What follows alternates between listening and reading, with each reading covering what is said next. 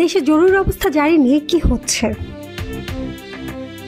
সেনাবাহিনীর গাড়িবহর সদৃশ্য একটি ভিডিও সামাজিক যোগাযোগ মাধ্যমে প্রচার করা হয়েছে। দাবি করা হয়েছে প্রচারিত ভিডিওটি বাংলাদেশের। এছাড়া জরুরি অবস্থা জারি করা হচ্ছে বলে রোববার রাতভর সামাজিক যোগাযোগ মাধ্যমে গুজব ছড়ায়। বিশেষ করে ক্ষমতাচ্যুত আওয়ামী লীগ সমর্থকদের নানা ধরনের তথ্য প্রচার করতে দেখা যায়। একই সঙ্গে কেউ কেউ দাবি করেন যে শীঘ্রই বাংলাদেশে ফেরত আসছেন ক্ষমতাচ্যুত প্রধানমন্ত্রী শেখ হাসিনা।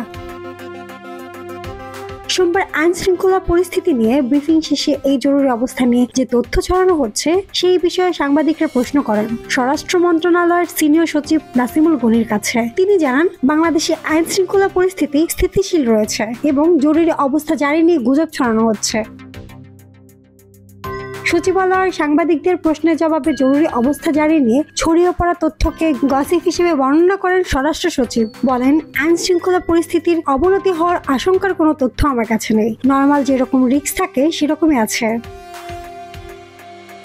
পরিস্থিতি সরকারের নিয়ন্ত্রণে আছে। আমরা সতর্ক আছি, পুলিশ আছে। আমরা সবাই চেষ্টা করছি যে স্ট্যাবিলিটি আছে সেটা যেন রক্ষা করতে পারি।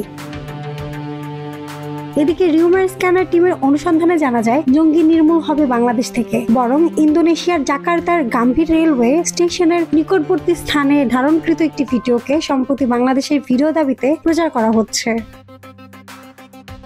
এই বিষয়ে অনুসন্ধানে আলোচিত দাবিতে প্রচারিত পোস্টগুলো পর্যবেক্ষণ করলে তাতে প্রচারিত দাবিটির সপক্ষে নির্ভরযোগ্য কোনো তথ্য প্রমাণ পাওয়া যায়নি। তবে ইন্দোনেশিয়ার ওই গাড়িবহরটির দৃশ্য ঠিক কবেকার এবং গাড়িবহরটির উদ্দেশ্য কি ছিল সে সম্পর্কে সুনিশ্চিতভাবে জানা সম্ভব হয়নি। তবে আলোচিত দৃশ্যটি যে বাংলাদেশের নয় এই বিষয়ে নিশ্চিত হওয়া যায়।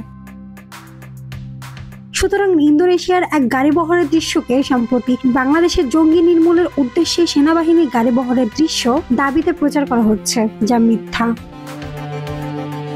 মাহমুদ আঞ্জুম বৃষ্টি, ডেস্ক রিপোর্ট, কথা কম।